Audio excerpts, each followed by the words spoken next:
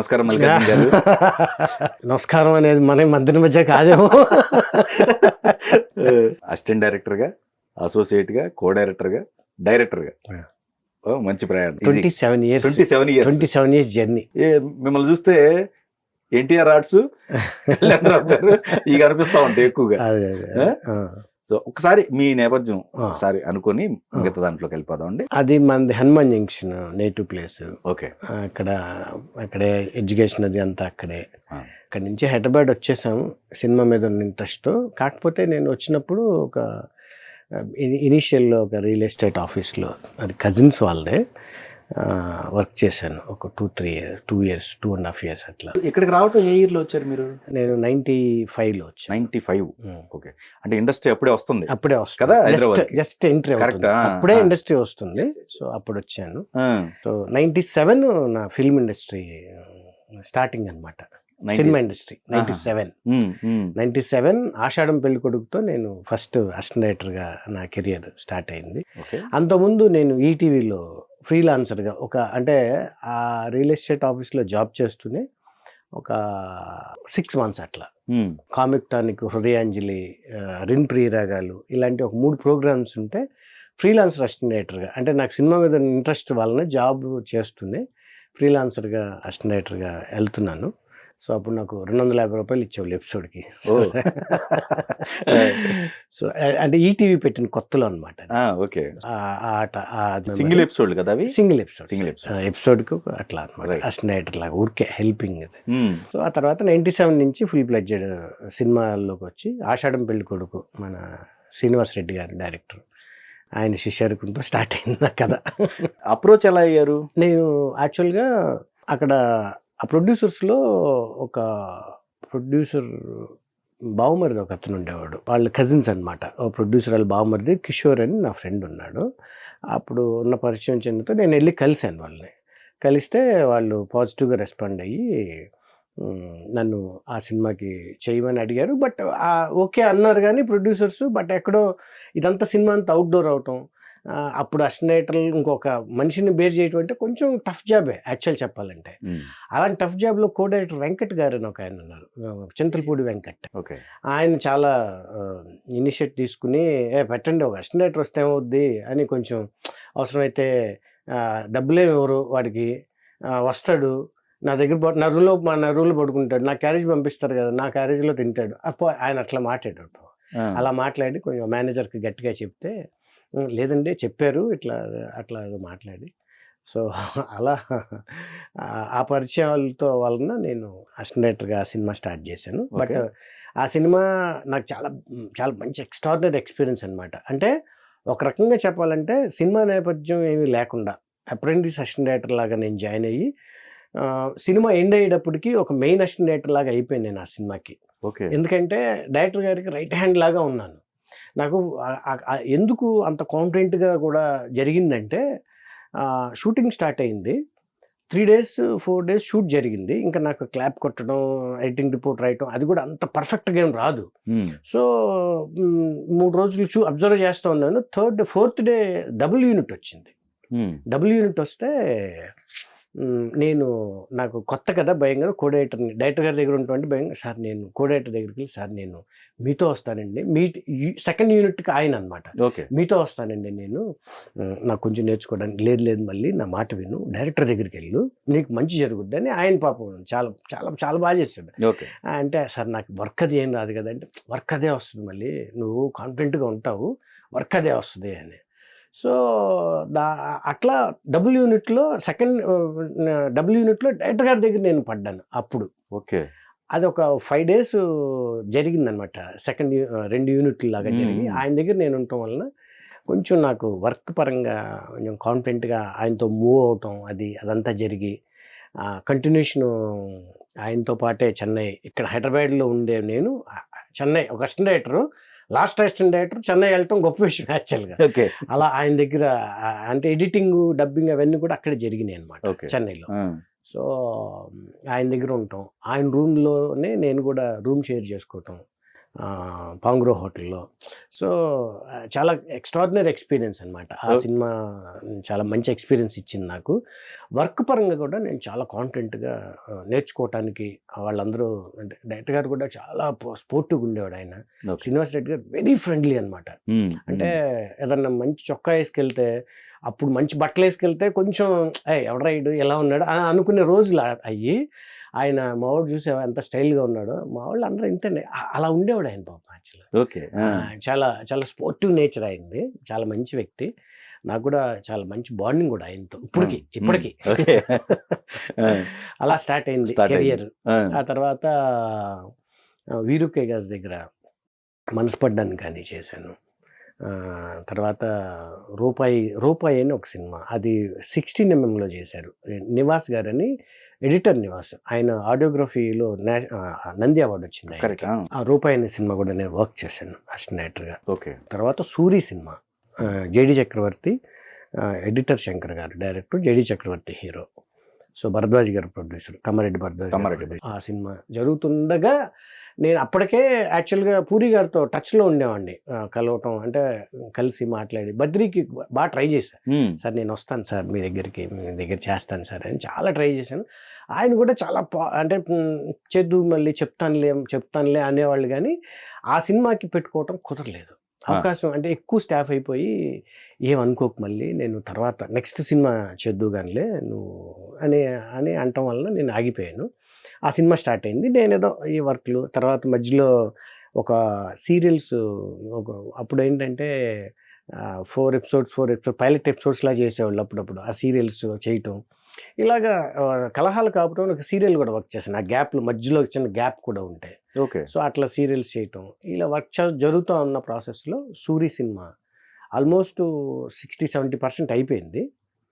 అయిపోయిన తర్వాత అప్పుడు పూరి గారి ఫస్ట్ సినిమా రిలీజ్ అయిపోయి సెకండ్ సినిమా బాచీకి గ్యాప్ అనమాట. ఆ గ్యాప్ సో స్టార్ట్ అవబోతున్నప్పుడు నేను మామూలుగా కలిసినప్పుడు, సరే రా మళ్ళీ అని చెప్పేసి అన్నారు ఆయన. ఇదేమో షూటింగ్ జరుగుతుంది, సో వచ్చేస్తాను సార్ అని చెప్పి వచ్చాను. వచ్చేస్తాను సార్ నెక్స్ట్ వీక్ మీ దగ్గరికి అని చెప్పాను. ఇక్కడేమో షెడ్యూల్ జరుగుతుంది, నాకు ఎలా చెప్పాలి కొంచెం, అంటే అంత ఏం తెలియదు కదా మనకు కూడా, ఇన్ని కొంచెం పెద్ద ఎక్కువ సినిమా ఇది కూడా లేదు కదా. సో ఎలా చెప్పాలి ఏంటి అని కూర్చుని, సార్ ఇలా కొంచెం వెళ్దాం అనుకుంటున్నాను సరే అంటే ఆయన, ఎలా వెళ్తావురా నువ్వు, కుదరదు అది ఇది అని ఆయన సరదా అంటే ఫస్ట్ సరదాగానే ఉండేవాడు ఆయన. వద్దురా నువ్వు వెళ్ళొద్దు, ఇక్కడే ఉండాలిరా, నీ మీద కేసు పెడతాను అది ఇది అంటే, సార్ లేదు సార్ ఇలా వచ్చింది సార్ అది అంటే, అవునారా వెరీ గుడ్ రా సూపర్, నువ్వు వెళ్ళరా భలేవాడు, మంచి చేసుకో, ఇక్కడ వస్తుంది అట్లా కొంచెం. సో ఆయన అలా చెప్పడం, నేను ఇంక పూరి గారి దగ్గర బాచీ సినిమాకి నేను ఆయన దగ్గర జాయిన్ అయ్యాను అఫీషియల్గా.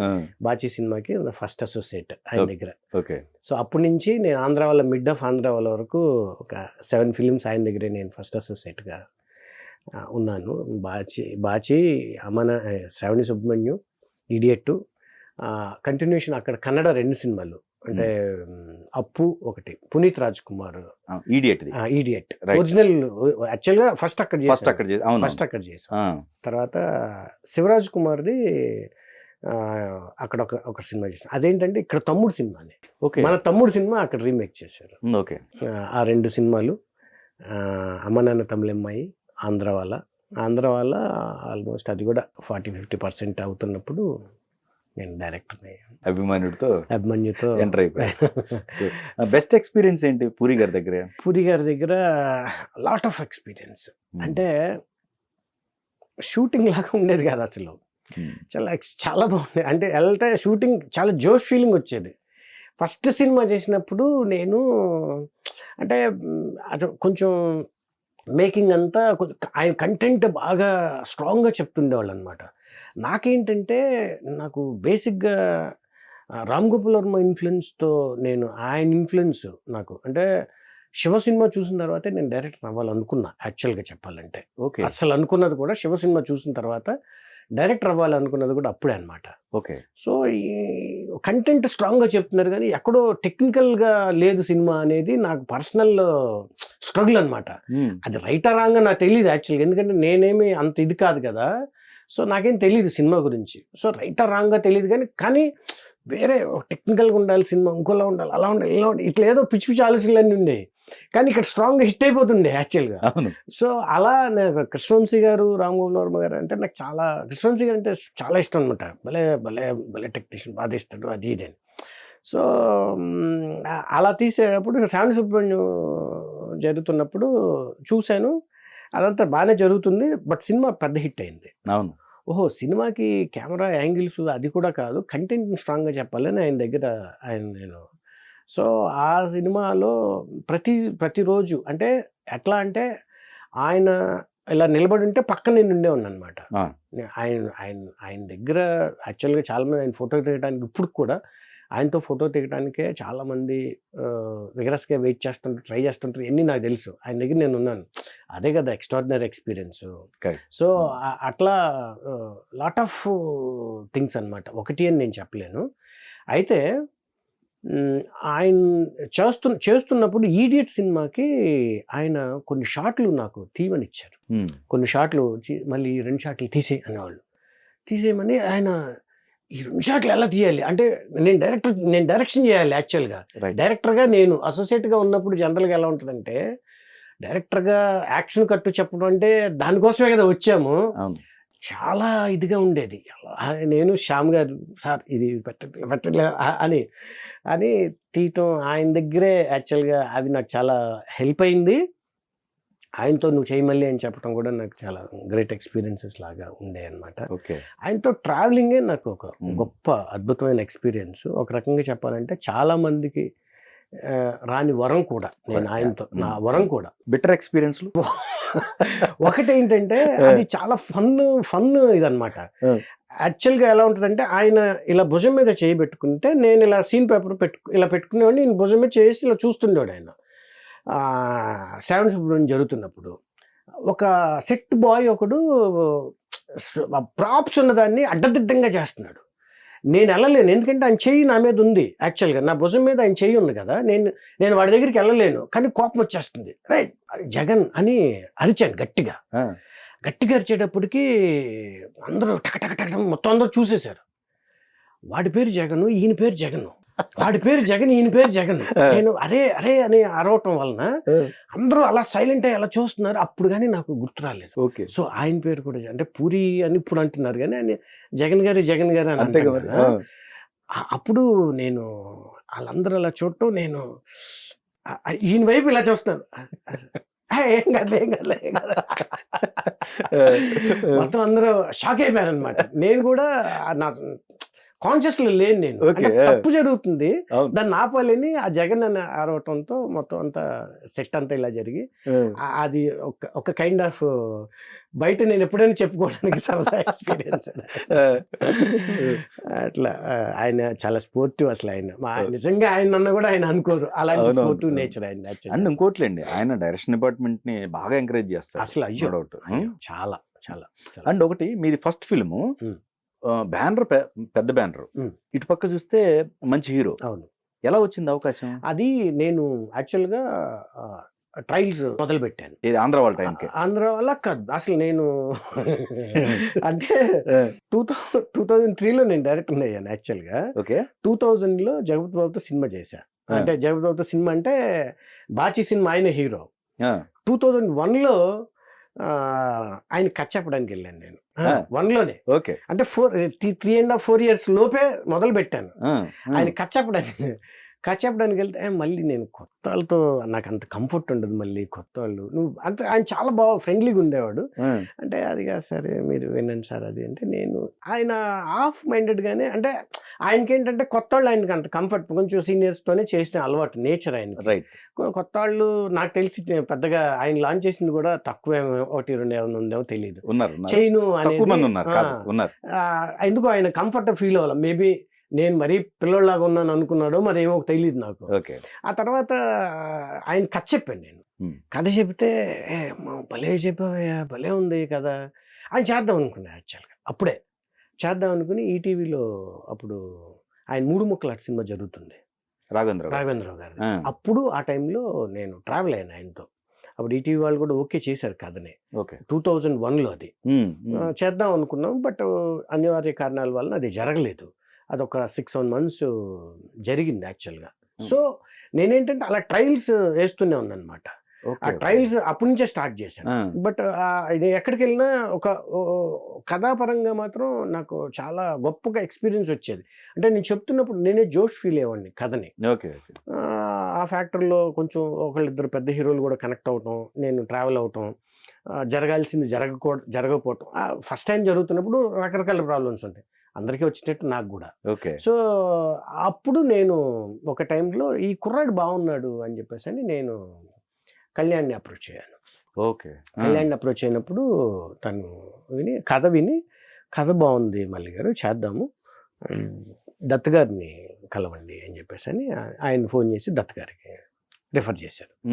దత్ గారికి రిఫర్ చేసి దత్ గారు కలవలేదు, సాయిబాబా గారు అని అప్పుడు ఎగ్జిక్యూటివ్ ప్రొడ్యూసర్ ఆయన ఉండేవాళ్ళు, ఆయన్ని కలిశాను. ఇట్లా అంటే సరే మళ్ళీ ఏంటి ఏమనుకున్నావు ఏంటి అంటే, సార్ నాది ఒక కథ ఉంది సార్, కథ చెప్తాను, ఒక గంటన్నర కథ ఉంది సార్, కథ చెప్తాను అని చెప్పేసి అని ఆయనతో అంటే, సరే కథ చెప్పిన తర్వాత ఆయన చాలా ఎక్స్ట్రాడినరీగా చాలా బాగుంది, ఆయన సింగిల్ సిట్టింగ్లో షాక్ అయ్యాడు, చాలా బాగుంది, అయితే నేను ఒకసారి దత్ గారితో మాట్లాడతాను అని చెప్పేసి అనిన తర్వాత చిన్న గ్యాప్లో వాళ్ళు పిలిచి మళ్ళీ కథ అది నేను కథగా ఏం చెప్పండి, చాలా బాగా చేసావు, కొంచెం బడ్జెట్ యాక్షన్స్ ఇవన్నీ చాలా ఉన్నాయి, అది కాదు మేము వేరే ఒకటి అనుకున్నాము, సో ఇది అన్నాను చేయగలిగితే బాగుంటుంది అని చెప్పేసి అని నాకు సినిమా చూపించారు, ఒక సినిమాది చూపిస్తే బాగానే ఉంది అని నేను కూడా కొంచెం అంటే ఫస్ట్ టైము దత్ గారు ప్రొడ్యూసరు, ఎన్టీ రామారావు గారు మనోడు హీరో, లాంచ్ అవటానికి నాలాంటి ఒక యావరేజ్ కుర్రాడికి లాంచ్ అవటానికి బిగ్ లాంచింగే కదా. సో బట్ ఎక్కడో రీమేక్ అనే ఫీలింగ్ ఉంది, బట్ ఓకేలే సినిమా బాగుంటే అంతా సెట్ అవుతుంది కదా అనే ఫీలింగ్తో నేను చూసి బాగుంది సార్ అని. అప్పుడు మళ్ళీ ఒకసారి నేను దత్ గారు, హరికృష్ణ గారు, కళ్యాణ్ గారు ఇట్లా అందరం కలిసి వాళ్ళందరూ కలిసి ఒక సినిమా బాగుంది, మళ్ళీ చిన్న కరెక్షన్స్ చేస్తే బాగుంటుందని ఆయన పెద్ద హరికృష్ణ గారు కూడా ఆయన కూడా చెప్పటం, సో అందరూ ఉన్నారు కదా మనకి అని దూకాను. యాక్చువల్గా మీరు స్ట్రైట్ అయితే బాగుండేది అంటే నాకు రిగ్రెట్ ఏం లేదు. అంటే ఎందుకంటే ఆ టైంకి నేను ఆ సినిమా చేయటం రైటే, తప్ప ఎందుకంటే ఒక సినిమా చేయటమే ఇంపార్టెంట్, ఫ్లాప్ అవటం హిట్ అవటం అనేది మనకు తెలియదు, లక్కీగా అది పెద్దగా ఆడలేదు, ఓకే పర్వాలేదులే ఇట్లా అంతే, అంటే డిజాస్టర్ ఫ్లాప్ కూడా అనలేదు కానీ స్ట్రైకింగ్ గా లేదు, స్ట్రైకింగ్ గా లేకపోవటం వల్ల మనకి ఇబ్బంది అయింది అంతే, అట్లా వేరే ఏం లేదు. బట్ నాకు రిగ్రెట్ ఏం లేదు, very happy about that. Puri Jagannadh గారి దగ్గర మంచి హీరోలు, ముఖ్యంగా రవితేజ గారు కెరీర్ స్టార్ట్ అయింది అక్కడే. సో రవితేజ గారు నన్ను అప్రోచ్ అయ్యారా? రవితేజ ఈజ్ వెరీ చాలా ఫ్రెండ్లీ, ఇప్పటికి కూడా ఇమీడియట్ మెసేజ్ చేస్తే రెస్పాండ్ అయ్యే నేచరే, మా ఇద్దరికి అలాంటి మంచి పరిచయమే ఉంది. కాకపోతే ఏమైందంటే ఆ టైంలో రవితేజ ఆయన ఏంటంటే ఎంటర్టైన్మెంట్ ఎక్కువ ఉన్న సినిమాలు చేస్తున్న టైం అది, ఆయన టైమింగ్ ఒకలాగా ఉంటుంది, నేనేంటంటే కొంచెం ఎక్కువ మాసెస్ట్ కైండ్ ఆఫ్ స్టైల్ ఉండటం వలన మ్యాచింగ్ కరెక్ట్గా జరగలేదు. అంటే ఎట్లా ఉంటుందంటే నా మైండ్ సెట్ ఒకలాగా ఉన్నప్పుడు, హీరో మైండ్ సెట్ ఒకలాగా ఉన్నప్పుడు అవి వర్కౌట్ అవ్వవు. సో నా మైండ్ సెట్ దగ్గరగా కళ్యాణ్ గారు ఉన్నారు, సో దానివల్ల మేము ఇద్దరు మ్యాచ్ అయ్యేమేమో అనుకుంటున్నాను నేను. అభిమన్యుడు తర్వాత మీకు ఎంత గ్యాప్ వచ్చింది? పెద్ద గ్యాప్ ఏం లేదు, ఒక 2 years గ్యాప్ వచ్చింది. 2 years గ్యాప్ తర్వాత పెద్ద హీరో సినిమా చేయాలి, సో అది జరగలేదు కదా, దాని వలన ఒక 9 months దగ్గర 1 year మిస్ అయింది టైం. సో అదొక 6 months జరిగింది అనమాట. తర్వాత నేను మళ్ళీ దాన్ని నేను సెట్ చేసుకుని ఇంకో కథ చేసుకుని వెళ్ళటానికి అట్లా ఆ టైం పట్టింది, ఒక 9 months పట్టింది. సో టోటల్గా ఒక 2 years పట్టింది. సో అభిమన్యుకును నా సెకండ్ ఫిల్మ్ భద్రాద్రి రావటానికి. సో భద్రాద్రి సినిమా మన డైరెక్టర్ బాబీ కథ యాక్చువల్ చెప్పాలంటే. సో దానికి ఒక 3 years గ్యాప్ ఉంది అన్నమాట. సో ఓకే, ఈ 3 years గ్యాప్లో మీకు కళ్యాణ్ రామ్ గారు రికమెండ్ చేశారా ఎన్టీఆర్ గారిది, లేకపోతే మీరే డైరెక్ట్ అప్రోచ్ అయ్యారా? లేదు, కళ్యాణ్ గారు మీరే డైరెక్ట్, ఎందుకంటే ఆంధ్ర వాళ్ళ కాదు అసలు. యాక్చువల్గా నేను ఆయనతో ఎన్టీఆర్ ఆయన సినిమాతో రావాలి బయటికి నేను లెక్క ప్రకారం అయితే. ఓ ఇది కూడా కదా ఇది అయితే కూడా అవునా అలా రావాలి. ఆ. అయితే అప్పటికి ఆయన ఏంటంటే పెద్ద స్టార్ కదా, ఆ, సో అయినా కూడా నేను ఆల్మోస్ట్ కథ ఓకే అయ్యి ఆయన దగ్గర ఆ, సపోజ్ టు బి నాగా తర్వాత అనుకుంటా, అది నా మంది జరగాలి లెక్క ప్రకారం అయితే. ఓకే సో ఒక 9 months 10 months దగ్గర దగ్గర ఆయనతో ట్రావెలింగ్ ఉంది నాకు, చేద్దాం మళ్ళీ అంటే చాలా క్లోజ్ ఉండేవాడు ఆయన కూడా, చాలా ఫ్రెండ్లీగా ఎంకరేజ్ చేసేవాడు, మళ్ళీ బాగుంది కదా అట్లా ఉండేది. అయితే ఏంటంటే ఆయనకున్న కమిట్మెంట్స్ ఆయన ఈక్వేషన్స్లో సెట్ అవ్వాల, లేకపోతే అప్పుడే జరగాలి. ఆ పీరియడ్లోనే నాగా తర్వాత జరిగిపోవాలి, సింహాద్రికి నాగకి మధ్యలో ఆ పీరియడ్లో జరగాలి యాక్చువల్ చెప్పాలి. ఓకే సో అది అది ఆ పరిచయం ఉంది నాకు ఎన్టీఆర్. సో ఆయనతో పరిచయం ఉండటం వల్ల నేను నెక్స్ట్ ఇట్లా సినిమా జరుగుతున్నప్పుడు మధ్య మధ్యలో కలవటం, ఆంధ్ర వల్ల చేయటం, ఈ సినిమా జరుగుతున్నప్పుడు కూడా ఆయన్ని కలవటం. సో నెక్స్ట్ వెళ్ళి ఇలా నేను వంశీ అక్కంతో వంశీ ఇద్దరం కలిసి వెళ్ళి ఒక కథ ఏదో అనుకుని ఇట్లా ఇట్లా అనుకున్నాము, ఇట్లా ఇట్లా అంటే అది తను విని ఓకే చేద్దాం అనుకున్నాం, కానీ బట్ చిన్న చిన్న వాటి వలన మిస్ అయ్యి ఇంకా ఓ ఓకే. అయితే ఈ గ్యాప్ కూడా లేకుండా ఉండేది అది గనక అయ్యో ఫస్ట్ స్టెప్ పెద్దగా అడుగులు పెద్ద అడుగులు పెద్ద కానీ లేదు ఫస్ట్ సినిమా కూడా మంచిదే, వైజయంతి బ్యానర్. ఇంకోటి ఏంటంటే అసలు రాక్లైన్ వెంకటేష్ ఆయన కూడా ఉన్నారు, కన్నడ రాక్లైన్ వెంకటేష్ కూడా ఉన్నాడు, ఆయన రాక్లైన్ వెంకటేష్ ఉన్నాడు, దత్తు గారు. ఆయన ఉండడానికి కారణం ఏంటంటే రీమేక్ అవటం, అది ఆయన చేసి రైట్. సో పెద్ద హ్యాండ్స్ అన్ని, అవును ఆల్ బిగ్ హ్యాండ్స్. తర్వాత అది ఆడియో ఫంక్షన్ కూడా చాలా గొప్పగా జరిగింది, అన్నపూర్ణ స్టూడియోలో ఫ్లోర్ లో చేశారు. ఎవరు అసలు ఎంఎస్ రాజు గారు, అరవింద్ గారు, అల్లు అరవింద్ గారు, ఎంఎస్ రాజు గారు, ఇట్లా లెజెండరీ ప్రొడ్యూసర్స్ అందరూ వచ్చారు అప్పుడు. సో అది చాలా గ్రేట్ ఎక్స్పీరియన్స్. ఇంకోటి కూడా ఏంటంటే అందులో ఆర్టిస్టులు కూడా సుహాసిని గారు, షావుకార్ జాని గారు, అట్లా అలీ గారు, అనంత్. సో నా స్టార్ట్ అయినప్పుడు వాళ్ళందరూ పెద్ద పెద్ద పెద్ద ఆర్టిస్టులు, వాళ్ళందరూ కూడా హీరో హీరోయిన్ ఇద్దరు అప్పుడే జస్ట్, కానీ మిగిలిన రిమైనింగ్ ప్యాడింగ్ అంతా కూడా టెక్నీషియన్స్ శ్రీనివాస్ రెడ్డి, మణిశర్మ గారు మ్యూజిక్ డైరెక్టర్.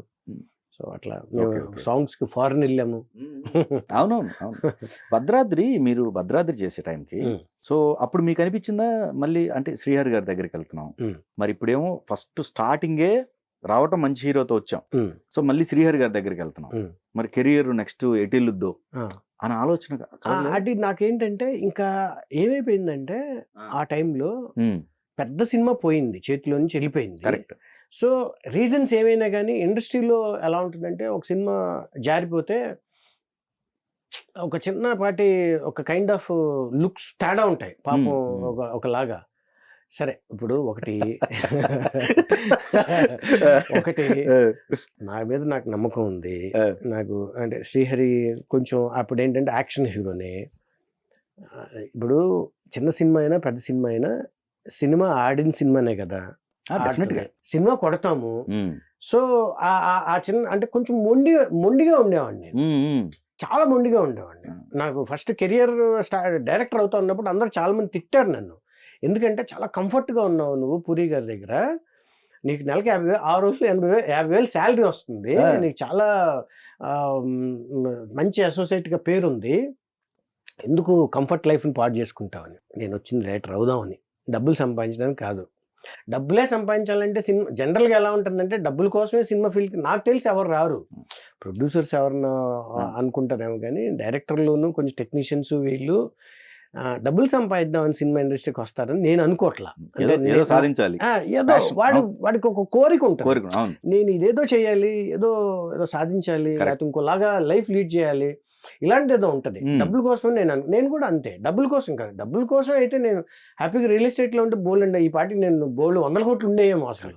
సో ఆ మైండ్ లేదు నాకు. సో డబ్బుల కోసం కాదు, కొట్టాలి అనే ఉద్దేశంతోనే అని చెప్పాను. అలాగే నేను అయ్యాను. సో అప్పుడు నాకు మొండిగా ఉండేవాడిని కదా, ఆ మొండితనం వలన శ్రీహరి ఆయన ఓకే నాకు ఆయన చాలా కథ వినగానే అదిరిపోయింది, మళ్ళీ ఈ సినిమా మనం చేద్దాం అని అంటాం. దాంట్లోకి రాజాని తీసుకురావడం, బాలాదిత్యని తీసుకురావడం, నిఖిత మంచి హీరోయిన్, అప్పుడు గజల మంచి హీరోయిన్. సో ఇట్లా ఒక్కోళ్ళు తీసుకొచ్చి నా కైండ్ ఆఫ్ సినిమా లాగా చేద్దాం అనుకున్నా. అది ఆల్మోస్ట్ 1 hour 40 minutes సినిమా చాలా బాగుంటుంది. లాస్ట్ ఒక 15-20 minutes డ్రాప్ అయింది. అది ఎందుకంటే క్లైమాక్స్ ఒక 2-3 వెర్షన్స్ అనుకుని వేరేలాగా ఏదో డిజైన్ చేసి చేసాము. అక్కడ దానివలన అది యావరేజ్ దగ్గర అయిపోయింది. అప్పటి వరకు చాలా బాగుందని లాస్ట్ క్లైమాక్స్ ఇంకొంచెం బాగుంటే అదిరిపోయే సినిమా అనే మాటలు వచ్చినాయి అనమాట. ఆ ఫీలింగ్ ఏం లేదు, నాకు రావాల్సింది వచ్చింది. టెక్నీషియన్గా నేను హ్యాపీ అనమాట. సో ఓకే, తగ్గుతున్నామనే ఫీలింగ్ అయితే ఏం కలగలేదు నాకు. ఆ సినిమా చేయాలి, చేశాను. ఓకే. ఇది జరుగుతున్నప్పుడు కళ్యాణ్ గారు రెగ్యులర్గా మేము మాకున్న పరిచయం కలవటం, మాట్లాడటం. అప్పుడు కథ ఏం జరుగుతుంది ఏంటంటే, ఇట్లా మొన్నే కదా ఈ సినిమా వచ్చింది, ఇప్పుడు ఏదో కథ ఎప్పుడు కథ ఏమన్నా ఉంది, ఎప్పుడు చెప్తావు అంటే చెప్తాను, చెప్తాను క్యాజువల్గానే అన్నా. అది అసలు ఆయన అడుగుతాడని నేను అనుకోలేదు. నేను కూడా మామూలుగా కలవను, చేస్తాను. కామన్గా ఎనీ హీరో దగ్గరికి వెళ్ళినప్పుడు మీకోసం కథ చేస్తున్నాను అంటాం. హీరో కూడా ఏమంటాడు, డైరెక్టర్ వచ్చినప్పుడు ఏదైనా కథ ఉందా, ఏదైనా ఉంటే చెప్పు, మనం సరే కూర్చుందాం. ఇది కామన్గా జరిగేది కదా. సో అప్పుడు కథ అంటే 2-3 సార్లు కలిసినప్పుడు 3వ సారి 4వ సారి చాలా సీరియస్గా, ఏంటి కథ చెప్పమంటే నువ్వు అంటే అంటే ఆల్రెడీ ఇప్పుడు ఒక సినిమా జరుగుతుంది కదా. నేనేంటంటే ఒక సినిమా జరుగుతుంది, ఆల్రెడీ స్టార్ట్ అవబోతుంది. ఆ సినిమా ఉండగా మళ్ళీ మనం కథ చెప్పి ఇంకొక సంవత్సరం, ఇదంతా అయ్యే పని కాదు కదా. అవన్నీ నీకెందుకు, నువ్వు కథ చెప్పు ఫస్ట్ అని తను ఫోర్స్ చేస్తాడు యాక్చువల్లీ. అప్పుడు నా దగ్గర ఉన్న కథ ఏదో అనుకున్నాను, బట్ అది ఫస్ట్ హాఫ్ వరకు బాగా అనిపిస్తుంది, కానీ సెకండ్ హాఫ్ నాకు అంత కాన్ఫిడెన్స్ రావట్లేదు. ఆ కాన్ఫిడెన్స్ రాకపోయేటప్పటికి అప్పుడు వంశీ, నాకు వక్కంత వంశీ ఆల్రెడీ ఫ్రెండ్, తను రైటర్గా అప్పుడు ఎస్టాబ్లిష్ అయిపోయినాడు బాగా. అప్పుడు కిక్ జరుగుతుంది, కిక్ రన్నింగ్లో ఉంది. అప్పుడు బావా ఇలాగా కళ్యాణ్ గారు ఇలా అడిగారు, ఇద్దరు ఇద్దరం చాలా బావ, దేవుడిచ్చిన బావ నాకు. చాలా అంటే మంచిదన్నమాట, మంచి రిలేషన్ మా ఇద్దరికి. బావా ఇలాగా కళ్యాణ్ గారు చేస్తాన్నాడా అంటే, చేస్తాన్నాడు బావా. నువ్వేమనుకుంటున్నావు? నేనేదో ఇలా అనుకున్నాను, కానీ నాకు ఫస్ట్ హాఫ్ వచ్చింది, సెకండ్ హాఫ్ రావట్లేదు బావా అని అంటే, నా దగ్గర ఈ కథ ఉంది అని తను నాతో అంటే, ఐడియా అంటే బాగుంది, దీన్ని చేసుకున్నాం అని అనుకుని ఇద్దరం కలిసి వెళ్ళి కళ్యాణ్ కథ చెప్తే, కళ్యాణ్ అది కత్తి. దానికి ఎక్స్పెక్టేషన్స్ చాలా హైలో క్రియేట్ అయింది. అవును. అసలు టైటిలే వివాదంలోకి వెళ్ళింది. దానికి ఏంటంటే యాక్చువల్గా దానికి చిన్న, మేము ఫస్ట్ అసలు అది ఉందని కానీ అట్లా మనకేం తెలీదు. మేము కత్తి అని అనుకున్నాము అందరం. ఓకే, అయితే ఆ తర్వాత ఇట్లా వేరే ఆయన ఇట్లా మంది మేము అనుకున్నాము, అది ఆయన ఏదో ప్రెస్ మీట్ అట్లా పెట్టే, అయ్యో ఇదేంటి ఇలా అయింది పాపం చాలా ఫీల్ అయ్యాడు తను కూడా. రాజా ఏంటి రాజా అంటే, మేము ఇద్దరం కళ్యాణ్ నేను రాజా అనుకుంటుంటాం. రాజా ఏంటి రాజా ఇలాగే జరిగింది అని, మనమే మార్చుకుందాంలే, ఎందుకు వచ్చిందిలే అని అనేసుకున్నాం. యాక్చువల్గా మీకు పబ్లిసిటీకి ఉపయోగపడింది బాగా కదా. కరెక్ట్. అంటే మామూలుగా అవసరం లేదు. ఆయన కాంప్రమైజ్ అయినట్టున్నారుగా. అంటే ఎవరు ఏం అవ్వలేదు. అయితే ఏంటంటే వాళ్ళు అన్నది ఏంటంటే, కళ్యాణ్ రామ్ కత్తి అని పెట్టుకోండి అనేదో అని అంటే, సరే అప్పటికి కళ్యాణ్ గారు ఎవరితోనూ ఆయన పెద్ద దాసనారాయణరావు గారు గురువు గారు ఉంటే, ఆయన ఇట్లా పర్లేదమ్మా దానికే ఉంది, ఇప్పుడు కత్తి కాంతారు అవన్నీ ఇవన్నీ ఇట్లా వస్తున్నాయి కదా, ఆల్రెడీ వచ్చినాయి కదా, దానికేం పెద్ద ఇబ్బంది ఏముంది, చేసుకోవచ్చమ్మా అని ఆయన కూడా పాజిటివ్గా అంటాం. కళ్యాణ్ రామ్ కత్తి అని పెట్టాం. అవునవును. అసలు యాక్చువల్గా గుణశేఖర్ గారు ఉన్నప్పుడు మీకు ఎలా ఇచ్చారండి ఇది? అంటే మిస్టేక్ జరిగింది అది? మీరు మీ దగ్గర అమౌంట్ కట్టించుకోరు అంటే, యాక్చువల్గా మేము కత్తి అని చేయించాం. అంతకుముందు వాళ్ళు ఏంటంటే కత్తి కాంతారా వచ్చింది, ఆయనది మేబీ కత్తి లాంటాడు అనుకుంటా బహుశా. అంటే ఇది కత్తి, ఓన్లీ కత్తి. సో అలా మరి ఎలా నాకు ఎగ్జాక్ట్ గా తెలియదు, కానీ ఇవి సిమిలర్ వర్డ్ ఉండటం వల్ల అప్పుడు మేము ఈ కళ్యాణ్ రామ్ కత్తి అని చెప్పినప్పుడు దెన్ యాక్సెప్టెడ్. ఇంత వివాదం జరగకుండా మీరు వెళ్ళి గుణశేఖర్ గారిని పలకరించలేదా? అంటే అసలు ఆ టైం లేదు. ఎందుకంటే మనం ఇలా వచ్చింది, మనం మార్చుకోవాలి అని అనుకున్నప్పటికీ జరగాల్సిన డ్యామేజ్ ప్రెస్ మీట్ పెట్టడం, కొంచెం ఉంటారుగా ఇట్లా, మనం మన తప్పు లేకుండా మనల్ని అనవసరంగా బ్లేమ్ చేశారని ఇట్లా ఉంటాయి. ఓకే.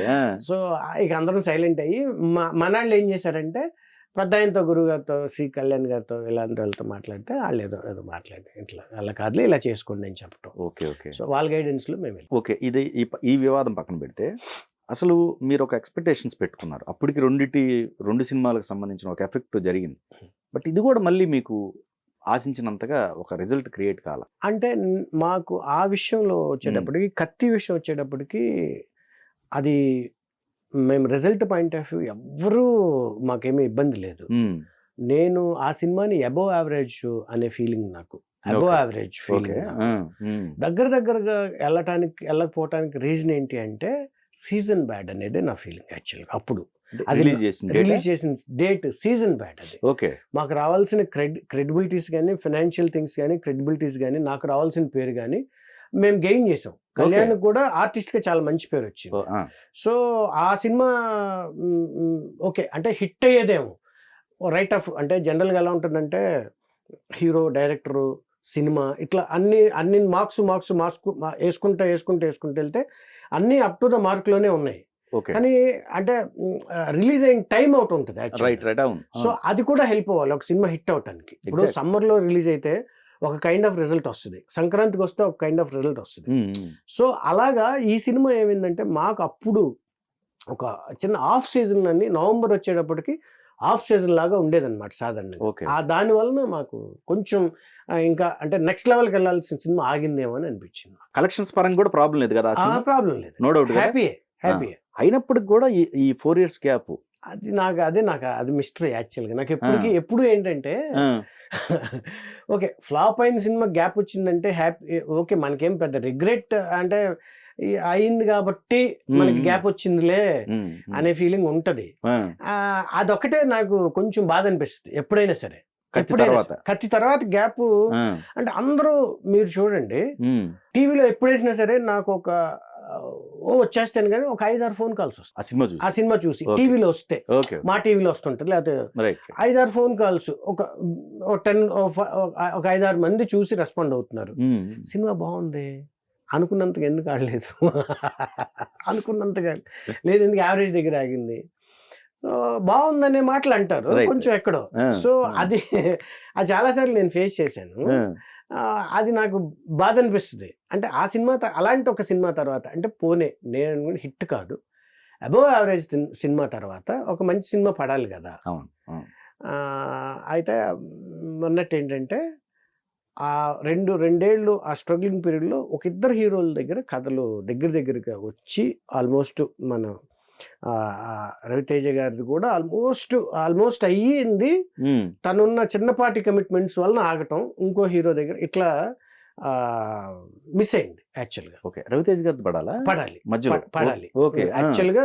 ఈ కత్తి తర్వాత 1.5 years 2 years ఈ ట్రావెల్లో కథలు చేసుకోవటం అదే ఉంది. అప్పుడు దగ్గరికి వచ్చింది. ఓకే, ఆయన ఒక 4 movies ఉండటం వలన కొంచెం టైం పడుతుంది అబ్బాయి, కొంచెం తర్వాత చేద్దాంగా అని అంటాం. ఓకే పర్లేదు అంటే మనం ఎదురుగా ఉన్న సినిమాలు ఆపేసి చేయమనలేం కదా. సో ఆయన కమిట్మెంట్స్ ఆయనకుంటాయి. ఈ థింగ్స్ ఇలా అంటే ఆ చిన్న ఎక్కడో మనకి మేబీ దాన్ని లక్ అంటారేమో తెలీదు, అది లేదేమో. బట్ ఆ తర్వాత షేర్ జరగటం వలన షేర్ కంప్లీట్గా డిజాస్టర్ టాక్, క్లారిటీగా ఫ్లాప్స్. అదేంటంటే ట్రావెలింగ్లో యాక్షన్ ఎంటర్టైనర్లా అనుకున్న సినిమా, ఎమోషనల్ యాక్షన్ ఎంటర్టైనర్లా అనుకున్న సినిమా గ్రాడ్యువల్గా కొంచెం కథ చేంజ్ చేసుకుంటూ వచ్చి ఎంటర్టైన్మెంట్ యాంగిల్ సినిమా లాగా అవటం వలన అది ఫెయిల్ అయింది. అది ఆ మిస్టేక్ నాదే యాక్చువల్గా, షేర్ విషయం నాదే ఆ మిస్టేక్. ఎందుకంటే అంటే నేనేగా కర్త కర్మ క్రియ నేనే, సో ఆ క్రెడిట్స్ నేనే తీసుకుంటా డెఫినెట్గా. దానికి సంబంధించిన ఏదైనా సరే గుడ్ బ్యాడ్ ఏదైనా నాదే అనమాట. అది ఫెయిల్ అవటం వలన నేను కొంచెం కంటిన్యూగా 3 సినిమాలు చేసాము, స్ట్రైకింగ్ సినిమా ఇవ్వలేకపోయాము. ఓకే పర్వాలేదనే సినిమా, స్ట్రైకింగ్ సినిమా చేయలేకపోయాము. కెరియర్ 4వ సినిమాది ఆల్మోస్ట్, కెరియర్ ఏంటి ఇలాగా. సో అక్కడ కొంచెం నేను ఆలోచన ఫంక్ అయ్యాను. అంటే మొండితనంగా దూసుకెళ్లే మనిషిని టక్మని అక్కడ ఆగింది. ఏంట్రా కెరియర్ ఇలా ఉంది, పక్కన ఉంటాయి కదా. ఖచ్చితంగా. సో అన్ని పెద్ద సినిమాలు. ఇలా ఉంది ఏంట్రా. అందులో ఇంకోటి ఏంటంటే నాకు ఎక్కడ నేను అంటే సినిమా వచ్చిందని ఒకలాగా, సినిమా వస్తే ఇంకోలాగా, బడ్జెట్ పెంచడం లేకపోతే ఇంకోటి ఇలా పిచ్చి అసలు నేనేం చేయను. ఇంకోలాగా బిహేవ్ చేయటం అట్లా అంటే రైటర్స్ ఏమి రైట్. సినిమా అంటే సినిమా, ఈ సినిమా ఎలా ఎలా ఇలాగే ఉంటుంది అనమాట. Right right. సో అప్పుడు నేను దాన్ని ఆగే అనమాట. ఏంట్రా ఇలా జరుగుతుంది, ఇలా జరగకూడదు, 4 సినిమాలు అయిపోయినాయి, సో ఆగాలి మనం, ఆగి ఏదన్నా వేరేలాగా డిజైన్ చేయాలి, సో మనం ఎక్కడో వెనకబడిపోతున్నాము అనేది నాకు అనిపించింది. సో అనిపించిన తర్వాత అప్పుడు మళ్ళీ వేరే కైండ్ ఆఫ్ కథలు వేసుకోవటం, టక్మని కరోనా రావటం, కరోనా వచ్చింది. ఓకే. కరోనా రావటం వలన మొత్తం సినేరియా మారిపోయింది. సినేరియా మారిపోయిన తర్వాత అప్పుడు కరోనా తర్వాత వచ్చే కథలని ఇంకోలాంటి కథలు, ఇంకోలాంటి సెటప్. అప్పటికి మనం ఒక 2 స్టెప్స్ వెనకబడ్డాము. ఇది ఓపెన్లీ ఇప్పుడు ఎంత ఇదైనా సరే 2 స్టెప్ కొత్త వాళ్ళు కొంతమంది వచ్చి ఉంటారు, వెనకబడ్డాము. అప్పుడు లేదు ఇట్లా కాదు, ఒక చిన్న సినిమా చేద్దాము అనుకుని మధురపూడి గ్రామం అని నేను అని ఒక సినిమా చేశాను.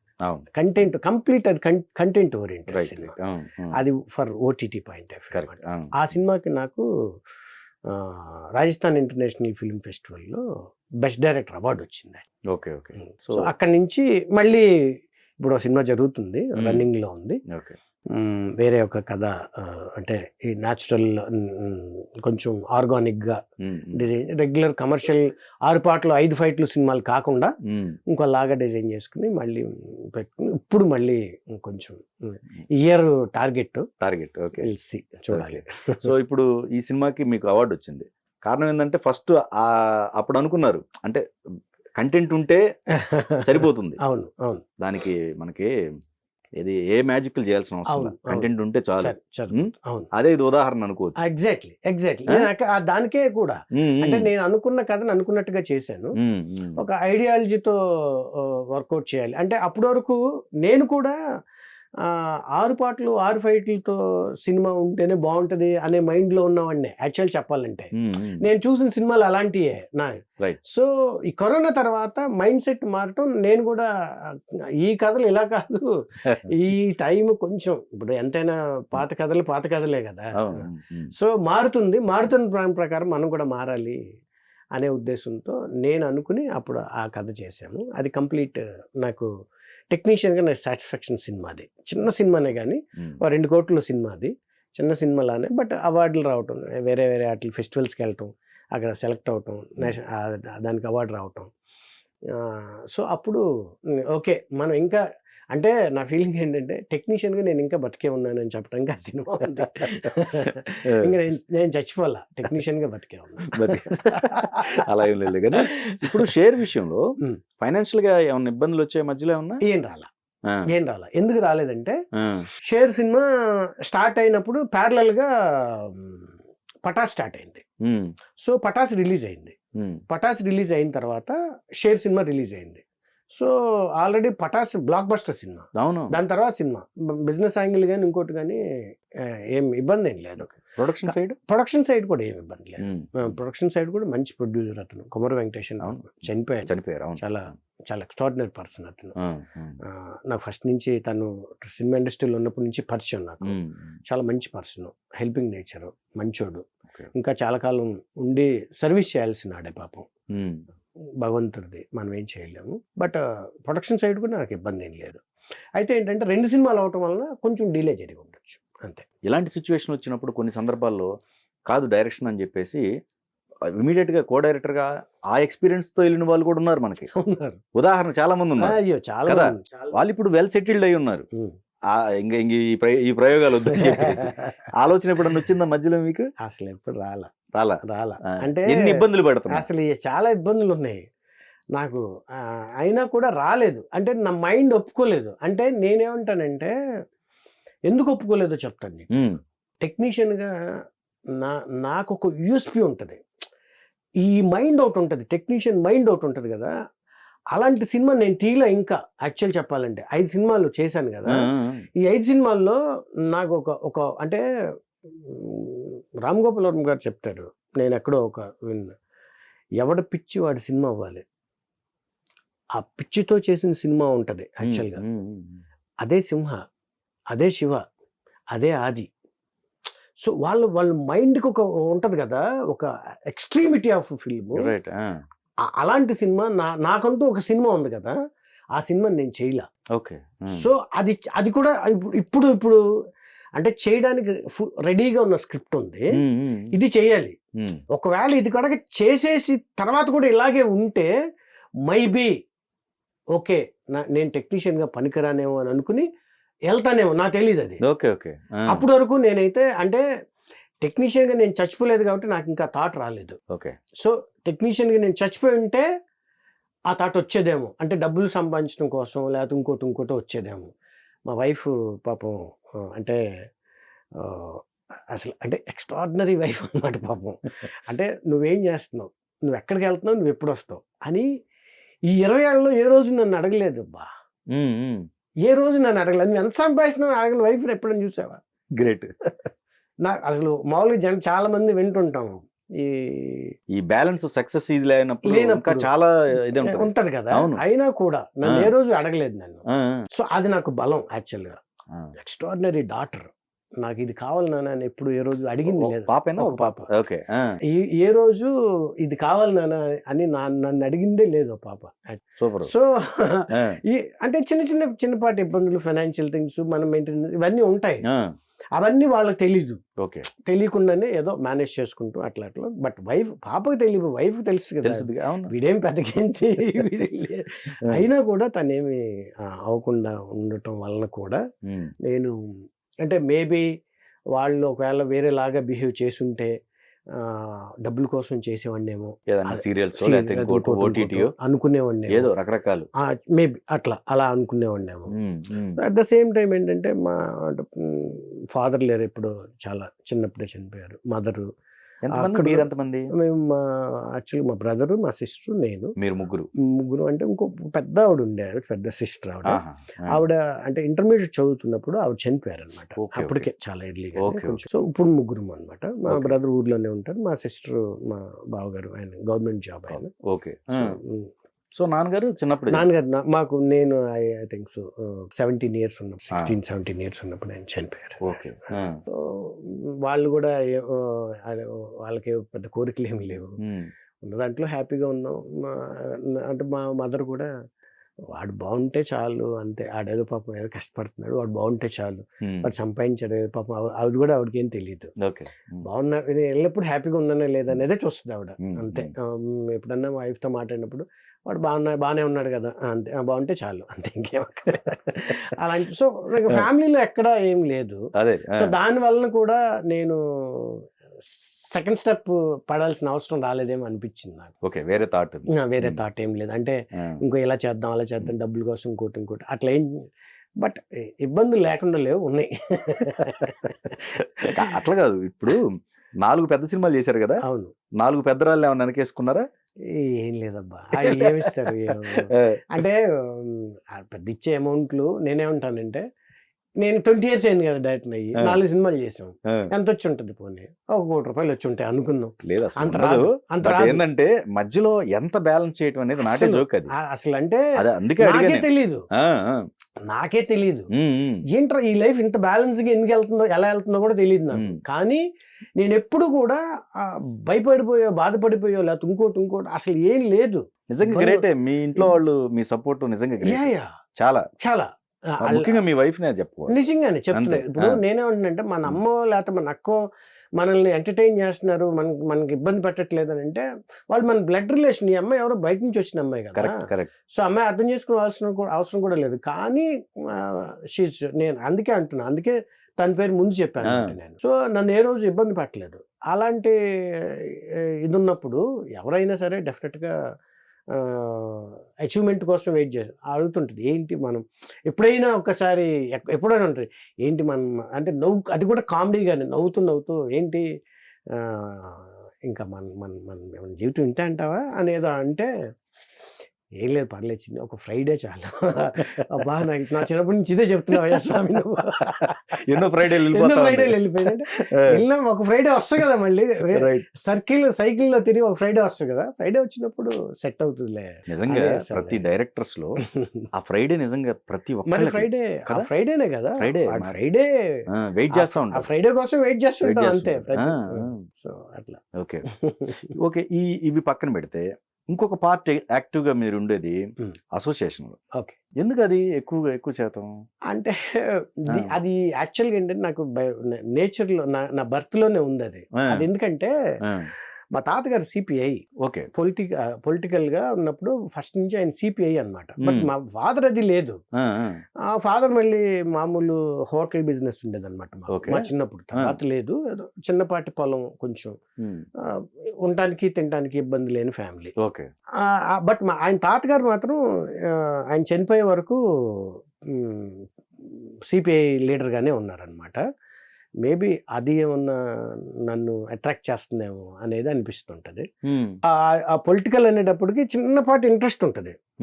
బట్ అఫీషియల్ గా నేను ఊర్లోకి వెళ్ళి పాలిటిక్స్ లో తిరగటం అది నేనేం చేయను.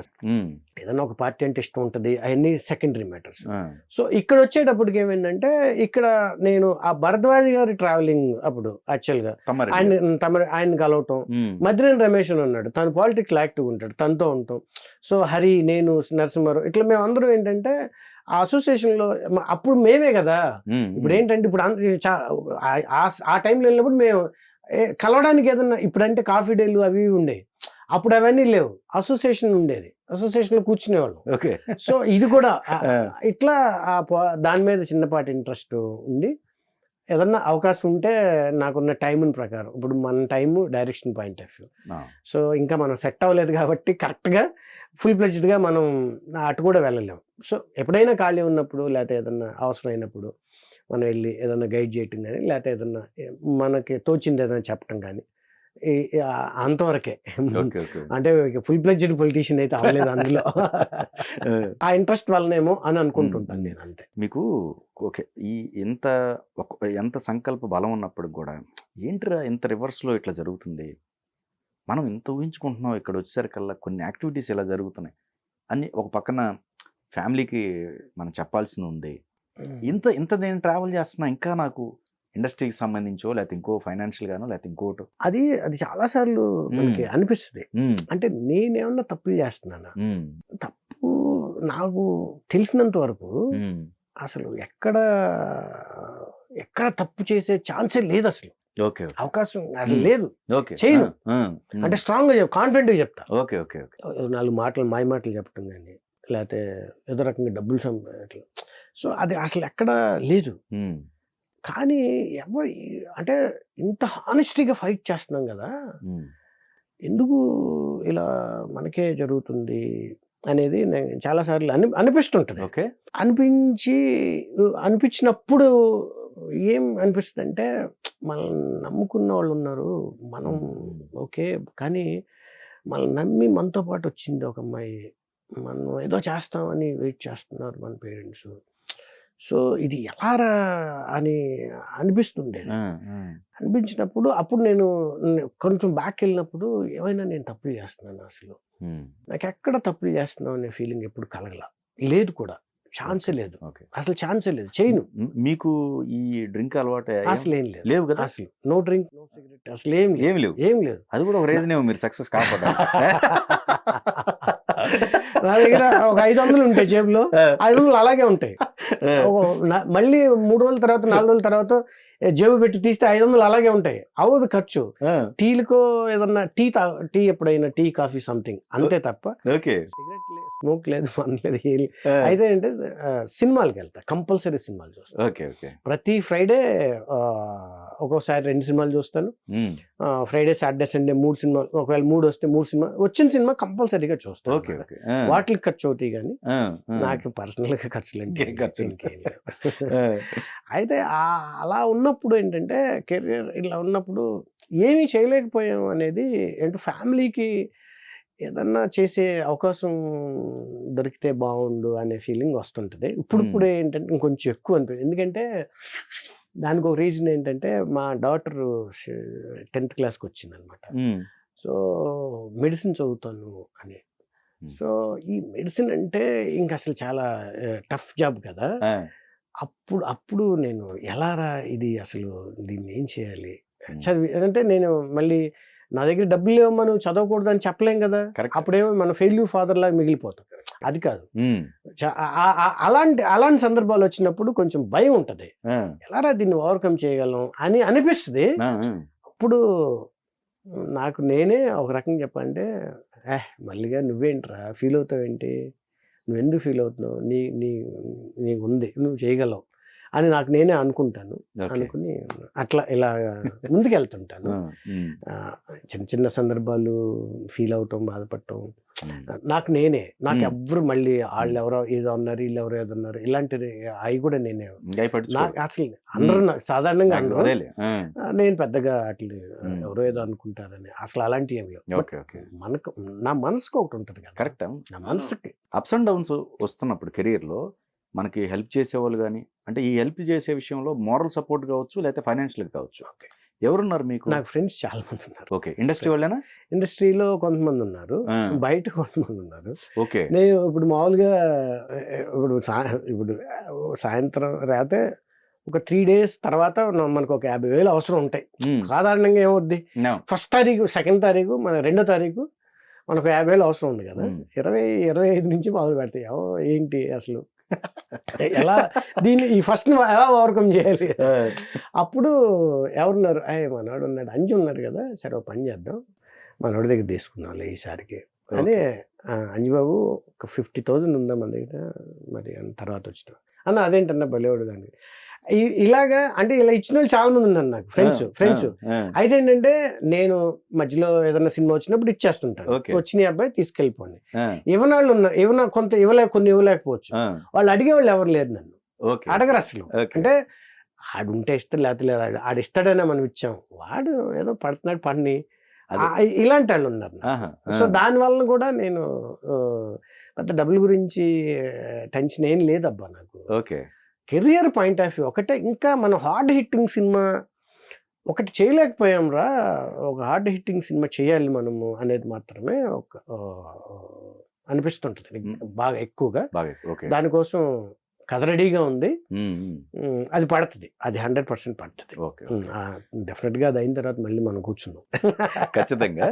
సో మొత్తం కెరీర్ మొత్తం చూసుకుంటుంటే అత్యంత పెయిన్ఫుల్ సిచ్యువేషన్ కెరీర్ పరంగా కావచ్చు, లేకపోతే పర్సనల్ లైఫ్లో ఏమున్నాయి? నాకు పర్సనల్ లైఫ్లో ఇబ్బందులు ఏమి లేవు, ఒక్క 1% కూడా. పర్సనల్ లైఫ్లో అంటే పెయిన్ఫుల్ అన్నాను కానీ ఇంకొంచెం నా ఫ్యామిలీ కొంచెం బెటర్గా ఏమన్నా చేసి ఉండాల్సిందేమో, అంటే వైఫ్కి పాపకి ఇంకేమన్నా కొంచెం బెటర్గా ఏదన్నా అనేది, అంతే తప్ప బెటర్గా ఫైనాన్షియల్గా అంటే వాళ్ళకైనా సపోర్ట్, అంతే ఫైనాన్షియల్గా, వేరే ఏం లేదు, వేరే అసలు 1% లేదు. అది పెయిన్ కాదు, బట్ బాధ్యత లాగా అనిపిస్తుంటది. పెయిన్ఫుల్ అంటే ఆ సినిమా ఆగిపోవటం, అది సెకండ్ ఫిల్మ్ పెద్ద హీరోతో సినిమా ఆగిపోవటం, అది కనుక అది లైఫ్లో బాగా ఎక్కువ పెయిన్ ఇచ్చిన అంశం అన్నమాట. ఎందుకంటే ఆగిపోవడంతో పాటుగా టెక్నీషియన్ కాదేమో అన్నారు, అది బాధ అనిపించింది నాకు. అంటే ఓహో ఇది తెలియదేమో, టెక్నీషియన్గా నాకు కొంచెం అప్పుడు ఫస్ట్ సినిమా తర్వాత కదా, ఓహో అనుకున్నంత లేదేమో అట్లా, ఇలాంటివన్నీ మాటలు వచ్చినాయి అనమాట. బట్ కత్తి తర్వాత ఓకే, టెక్నీషియన్ నాకు రావాల్సింది వచ్చింది. ఆ సందర్భం అది ఒక కొంచెం టైం పట్టింది యాక్చువల్ చెప్పాలంటే, మనిషి అవటానికి కొంచెం. అంటే మళ్ళీ నేను డిజైన్ చేసుకుని అట్లా కాదులే ఇలాగా అని మళ్ళీ నేను ఇది చేయడానికి ఆ సందర్భం, ఆ పీరియడ్ ఆఫ్ నాకు తెలిసి ఒక 1 month, ఒక 2 months అట్లా బాగా ఇబ్బంది పడింది. అంటే సైకలాజికల్గా టెక్నీషియన్గా నన్ను చాలా ఇబ్బంది పెట్టింది. ఆ తర్వాత మళ్ళీ పెడితే నేను ఇప్పుడు టెక్నీషియన్. అంటే ఇప్పుడున్న చిన్న స్ట్రగుల్ ఏంటంటే, ఇప్పుడు కొట్టే సినిమా ఒక్కటి రావాలిరా అనే స్ట్రగుల్. ఇప్పుడు మనం ఏంటంటే ఈ సినేరియాలో వెళ్తున్న సినేరియాలో ఒక కథ అనుకున్నాము, ఇది చాలా హార్డ్ హిట్టింగ్గా ఉంది, స్ట్రైకింగ్గా ఉంది. ఈ కథతో డెఫినెట్గా నేను ఏదైతే ఫస్ట్ నేను అసోసియేట్ డైరెక్టర్గా ఉన్న ఒక మంచి పేరు, కత్తి సినిమా అప్పుడు టెక్నీషియన్గా నాకున్న ఒక మంచి పేరు, అవన్నీ కూడా మళ్ళీ ఒకసారి గుర్తు చేస్తుంది అనేది ఫీలింగ్ ఉంది. హ్యాపీయెస్ట్ మూమెంట్ అండి? అసలు నేను డైరెక్టర్ అవటమే హ్యాపీ కదా అసలు. ఓకే.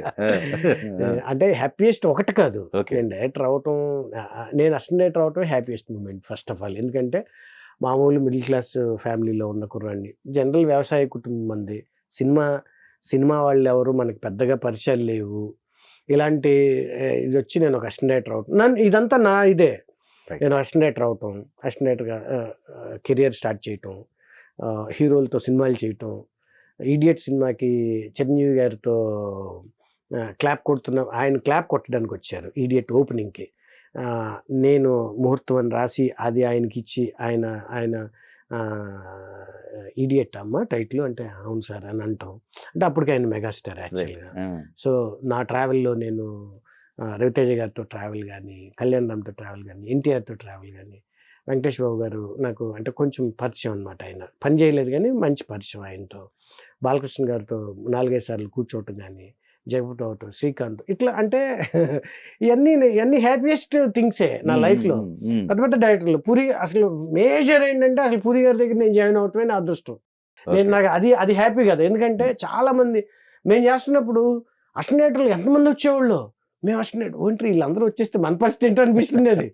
సో అంతమంది వచ్చేవాళ్ళు, రోజుకు 4-5 వచ్చేవాళ్ళు ఆయన కలవడానికి. సో అలాంటి అంత క్రేజ్ ఉన్న ఆయన దగ్గర నేను ఆయన దగ్గర ఫస్ట్ అసోసియేట్గా 7 సినిమాలు పనిచేయటం, ఇవన్నీ హ్యాపీయెస్ట్ థింగ్స్. తర్వాత నేను బెస్ట్ డైరెక్టర్గా అవార్డు తీసుకోవటం, నేను ఎక్కడికన్నా వెళ్తే కొంచెం మంచి ప్లేస్ ఎక్కడికన్నా వెళ్తే రికగ్నైజ్ చేసి డైరెక్టర్ గారు వచ్చారు ఇట్లా. సో ఇవన్నీ లైఫ్లో గుడ్ మూమెంట్స్ అన్నమాట. బాలయ్య బాబు గారితో ఒక 4-5 సిట్టింగ్స్ అంటే ఏమేమి చేశారు? మీకు ఈ కథాపరంగా వచ్చింది అయితే ఆల్మోస్ట్ 1-2 సార్లు ఇట్లా జరుగుతూ అట్లా అయ్యి 100వ సినిమా. ఆ సినిమా యాక్చువల్గా ఏంటంటే కళ్యాణ్ రామ్ ప్రొడ్యూసరు దానికి. అప్పుడు కళ్యాణ్ రామ్ ప్రొడ్యూసరు. అది ఏం కదా, రైతు కాదు. ఓకే, మేము అనుకున్నది ఏంటంటే కళ్యాణ్ రామ్ గారు ఒక ప్రొడ్యూసరు, మేము ఒక కథ, అది వేరే అయి ఉండొచ్చు. మా ప్రపోజల్ అది వేరే. మా ప్రపోజల్ ఏంటంటే మేము ఒక కథ చెప్పాము.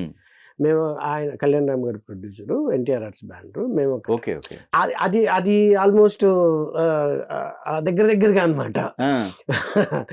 వచ్చి ఆయన వేరే ఏదో దీని వలన అది సో అట్లా ఒక 4-5 సార్లు ఆయన్ని కలవటం జరిగింది. తర్వాత నేను పర్సనల్గా వెళ్ళి ఒక కథ చెప్పాను. అప్పుడు చేద్దాము బట్ అని ఆయన ఏదో ఇంకో వేరే ఏదో రిఫరెన్స్ చెప్పడం వలన ఇట్లా అంటే కథలన్నీ ఓకే అయిపోవాలని లేదు. బట్ అప్పుడు చాలా జరిగాయి. అయితే వాస్తవానికి క్రిష్ గారిది ఫైనలైజ్ అయింది అప్పుడు. క్రిష్ అది వేరే కైండ్ ఆఫ్ జానర్ అట్లా. సో ఆ సందర్భంగా ఆయన ఒక 4-5 టైమ్స్ మీటింగ్ జరగటం, ఆయన నన్ను డీటెయిల్ అడిగి ఏ ఊరు ఏంటి ఇట్లా సార్ టీ తాగుతావు కాఫీ తాగుతావు అని అడగటం, ఆయనతో టీ తాగటం, ఇవన్నీ ఇప్పుడు మనలాంటి ఒక కైండ్ ఆఫ్ మిడిల్ క్లాస్ ఫ్యామిలీలో రామారావు గారి అబ్బాయితో కూర్చుని టీ తాగామంటే మనకు ఆనందమే కదా అది. సో అఫ్ కోర్స్ మన ఇందులో మన మన మన మన బిహేవియరు, మన ట్రావెలింగ్, తర్వాత మన కష్టం, ఇవన్నీ ఉంటాయి. బట్ ఏదున్నా అందరికి రావాలని లేదు కదా. సో నేను family point of view, career point of view I'm very happy, చాలా కంఫర్ట్. డబ్బులు సంపాదించలేకపోయాను, ఓకే అవి వస్తాయి, ఏముంది డబ్బులు పెద్ద. వెంకటేష్ గారితో నేనే అంటే ఒక్కసారి మాత్రం కథ అనుకున్నాము, అది అవ్వలేదు. కానీ చాలా ఇయర్స్ నుంచి ఆయన చాలా బాగా మాట్లాడతాడు. ఆయన వెళ్తే చాలా బాగా మాట్లాడతారు, ఎందుకో తెలియదు నాకు కూడా. మళ్ళీ రా అది ఇదేని అట్లా ట్రావెలింగ్ అంతే. ఒకసారి మాత్రమే అనుకున్నాము, అది కుదరలేదు. తర్వాత ఇంక నేను ట్రై చేయలేదు. ఎప్పుడు బిగినింగ్ డేస్ లో ఆ పరిచయంతోనే ట్రావెల్ అవుతూ వస్తున్నాం కానీ బట్ మళ్ళీ ఎప్పుడు నేను స్క్రిప్ట్ చెప్పలా. ఫ్రెండ్లీగానే వెళ్ళి కనపడి రావటమే తప్ప ఎప్పుడన్నా ఒకసారి, లేదా ఆయన సినిమా రిలీజ్ అయినప్పుడు బాగుంది ఇట్లా ఉంది సార్, చాలా బాగుంది అని మెసేజ్ చేయటం, దానికి ఇమీడియట్గా ఆయన రిప్లై. అలాంటి ఒక మంచి కమ్యూనికేషన్ ఆయన. సో ఈ సినిమాలు చేసే టైంలో ఎనీ కాంట్రవర్షియల్కి సంబంధించిన ఈ మధ్యలో ఏమన్నా ఈ ఫీడ్ అయినాయా, ఇదైనాయా మీకు? డైరెక్టర్గా నాకు ఎప్పుడు అసలు ఏమి ఇది లేదు. అసిస్టెంట్ డైరెక్టర్గా ఉన్నప్పుడు శ్రావణ సుబ్రహ్మణ్యం సినిమా చేస్తున్నప్పుడు ఎంఎస్ నారాయణ గారు మహానుభావులు ఆ, ఆయన వచ్చి డైలాగ్ చెప్పాలి. పరిగెడుతూ ఉమ్, అక్కడో ఇక్కడో అని చెప్పించి మళ్ళీ అని అన్నారు ఆయన నన్ను, ఉమ్, పూరి గారు. ఉమ్, ఓకే సార్. అక్కడ ఇక్కడ అని అంటున్నాడు ఆయన. ఉమ్, అంటే కాదు సార్ ఇక్కడో అని. కాదు మళ్ళీ నీకు తెలియదు అని. లేదు సార్ అక్కడో అని చెప్పాలి. ఆయన కొంచెం చిరాకు పడి ఓకే తర్వాత డబ్బింగ్ దగ్గర మళ్ళీ వచ్చింది పంచాయతీ. ఆ, సేమ్ పంచాయతీ మళ్ళీ వచ్చింది. డబ్బింగ్ నేనే చెప్పించాను. ఆ, ఏంటయ్యా నువ్వు నీకు ఏం తెలుసు అని అదేని అంటే కాదు సార్ నాకు డైరెక్ట్ గారు అదే చెప్పారు సార్, ఆ, ఇలా చెప్పించుకున్నారు సార్. అది అంటే ఆయన చాలా కోపం వచ్చింది, సీరియస్ అయ్యాడు నా మీద. నేను సైలెంట్గా ఊరుకున్నాను. కానీ ఫైనల్గా అక్కడో అది మాత్రమే చెప్పాలి సార్ అన్నాను. అంటే ఇంకా అదొకటే ఇప్పుడు నాకేంటి, ఉమ్, నా డైరెక్టర్ నేను ఆయన దగ్గర పని చేస్తున్నాను, ఆయన చెప్పాలి కాబట్టి అంతే కరెక్ట్ కదా. మీ డ్యూటీ మీది. అయిపోయింది సరే నీ ఇష్టం. వెళ్ళిపోయాడు ఆయన. ఆ, వెళ్ళిపోయిన తర్వాత అక్కడ ఇక్కడ బాగుంది అది సరే దీన్ని అక్కడ అంటే లేదు ఇక్కడోనే కదా అని ఆయన కూడా అన్నాడు. అయిపోయిన తర్వాత ప్రసాద్ ల్యాబ్కి వేరే పని మీద ప్రసాద్ ల్యాబ్కి వెళ్తాను. ఈ డేట్ జరుగుతుంది, నేను ప్రసాద్ ల్యాబ్కి వెళ్తున్నా. ప్రసాద్ ల్యాబ్కి వెళ్తుంటే ఆయన అక్కడ కూర్చున్నాడు, ఎంఎస్ నారాయణ గారు పక్కన కూర్చున్నా.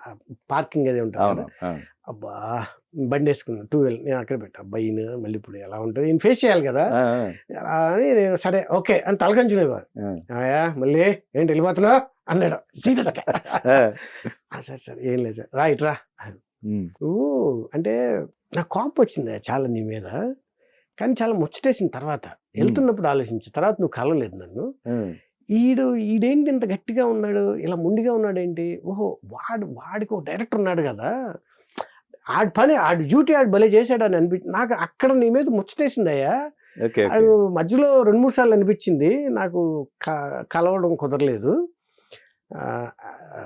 కరెక్ట్ అయ్యా, నువ్వు నీ పని నీది, తప్ప రైటో తర్వాత పక్కన పెట్టు, కానీ నీ పని ఏదైతే ఉందో నువ్వు ఆ పని, నీకు డైరెక్టర్ చెప్పిన పని, నువ్వు నేను చెప్పిన పని కాదు కదా చేయాలి, డైరెక్టర్ చెప్పింది చేసావు, బాగానే ఉంది, ఐఎమ్ వెరీ హ్యాపీ అని అన్నాడు.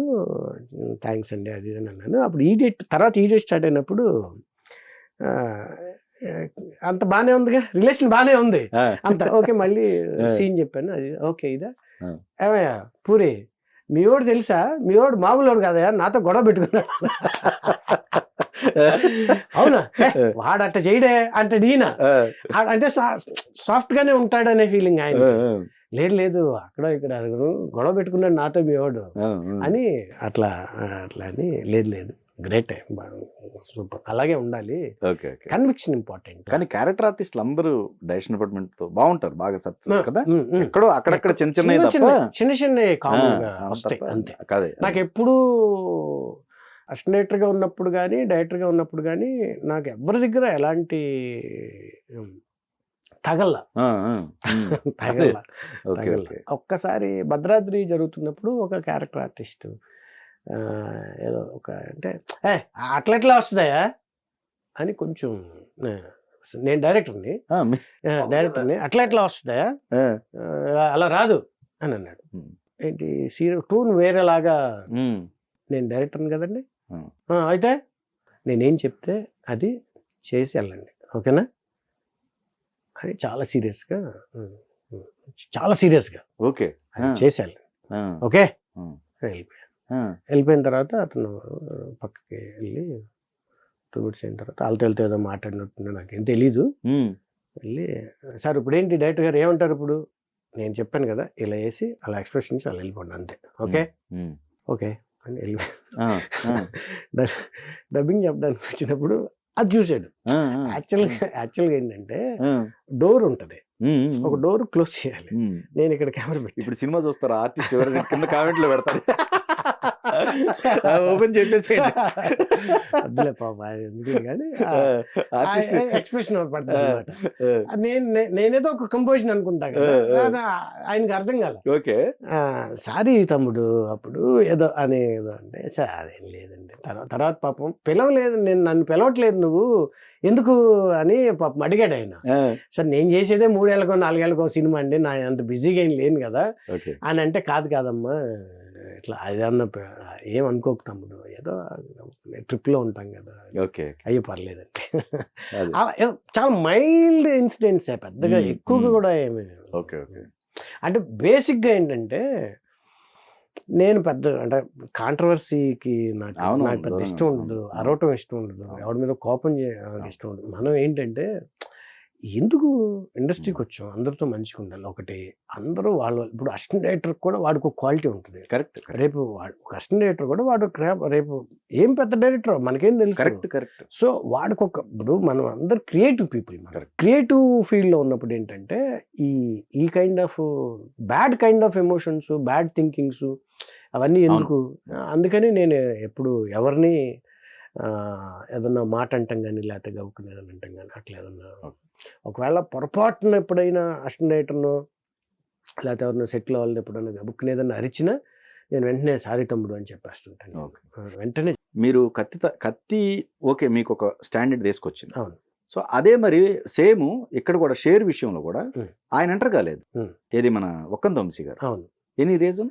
ఏం లేదు. అది మేమేంటంటే వేరే రైటర్స్ని పెట్టుకుని నేను వర్క్ చేస్తున్నాను. Okay okay. సో జనరల్గా ఎలా ఉంటుందంటే, ఎంత క్లోజ్ ఏదైనా సరే ఎలా ఉంటుందంటే, నాకు ఒక కాన్ఫిడెన్స్ ఉంటుంది. ఓకే, సరే అన్నెసరీగా ఎందుకు పిలుచుకో, ఇప్పుడు అవసరం అయినప్పుడు పిలుచుకుంటాను. ఓకే. సో ఆ కైండ్ ఆఫ్ ఇది అన్నమాట. అంతే. నేను ఒక కాన్ఫిడెన్స్ తో వెళ్ళాను, సో అది మిస్ఫేర్ అయింది అంతే. అంతేగాని వాళ్ళు ఎవరో రాలేదు అట్లా అదేం లేదు. నేను పిలవలేదు అంతే. నేను పిలిస్తే మేబీ వచ్చిండేవాళ్ళు, కూర్చునేవాళ్ళు, చేసేవాళ్ళేమో, కానీ నేను పిలవలేదు. సో మధ్యలో మ్యూజిక్ డైరెక్టర్ గా ఏమన్నా పడిందా మీ పేరు? మ్యూజిక్ సంబంధించింది లేదు. అదేంటంటే ఒక్క నిమిషం, మల్లికార్జున అని ఒక సింగర్ ఉన్నాడు యాక్చువల్ గా. అయితే అతన్ని సింగర్ మల్లికార్జున, మ్యూజిక్ డైరెక్టర్ కూడా యాక్చువల్ గా. అయితే అదేసి నా ఫోటో ఎక్కడ ఉంది యాక్చువల్ గా. అదే ఎక్కడ మ్యూజిక్ చేశారా? అదే లేదు కదా. లేదు. ఓకే, నాకు అంత పరిజ్ఞానం లేదు. నేను డైరెక్టర్ గా సక్సెస్ అవడానికే మళ్ళీ మ్యూజిక్ డైరెక్టర్ అది వేరే పెద్ద విద్వత్ అసలు యాక్చువల్ గా. వేరే ప్రైవేట్ ఆల్బమ్ రిలీజ్ లేదమ్మా, నాకు అంత లేదు. లేదు. Thank you very much.